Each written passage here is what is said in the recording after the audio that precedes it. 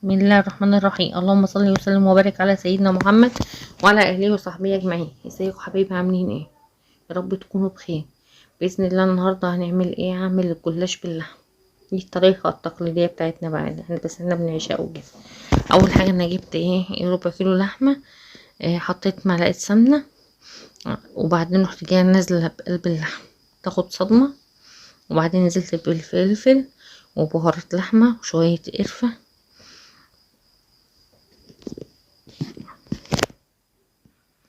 رحت جايه نازله بيهم على قلب لغايه ما اللحمه نازله سردت مع اللي هي الدهون اللي فيها كده. هنزل بصل مفروم واغطي عليها بقى، واسيبها بقى تتسبك لغايه ما البصله تدبل خالص. هي مش هتاخد حاجه يعني.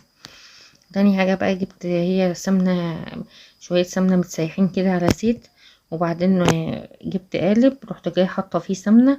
وبعدين رحت جايه رصه ورق الجلاش بين الورقه والورقه. احط من خليط السمنه على الزيت ده بالفرش. عملت كده لغايه ما خلصت نص كميه الجلاش.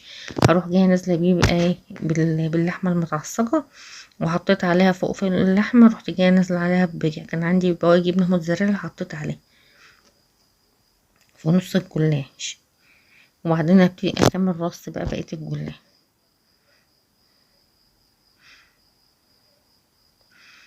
حطيت اللحمه المعصجه وتبقى ناشفه خالص، ما فيهاش اي صوص يعني، هي كده ناشفه خالص. حطيت اللحمه وبعدين نزلت عليها بالجبن. بعد ما خلصت كده دي نص الكمية، ارجع تاني ارص طبقات برضو ورق الجلاش واحط عليها سمنة. ورق الجلاش واحط عليها سمنة لغاية ما اخلص بقية الكمية. خلصت بقية الكمية الجلاش كلها.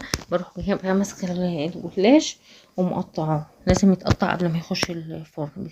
بالسكينة افضل اقطع الجلاش. قطعت الجلاش بعد ما خلصت تقطيع للاخر. هروح جايبة كوباية لبن. قطعته كل واحد يقطعه بقى، عايزه تقطعيه مثلثات تقطعيه مربعات زي ما انت عايزه حسب ما انت بتحبي. اجيب بقى كوبايه لبن واحط عليها بيضايه واحط عليها ملح وفلفل وضربتها في قلب في قلب الكب. وبعدين اروح جايه ساقيه للجلاش واسيبها شويه. في الوقت ده بقى انا بكون مولعه الفرن بقى لغايه ما يحمى. وبعدين بروح جايه مخليه النار وسط. اخلي النار وسط ادخل الجلاش. بس الاول بسيبه شويه يشرب اللي هي اللبن بالبيض. بسيبه مثلا 10 دقايق كده لغايه ما اللبن بالبيض ده بتلاقيه اختفى خالص. هو الجلاش شربه كله، ما بتلاقيهوش خالص على السطح كده، بينزل بيشربه لغايه الاخر.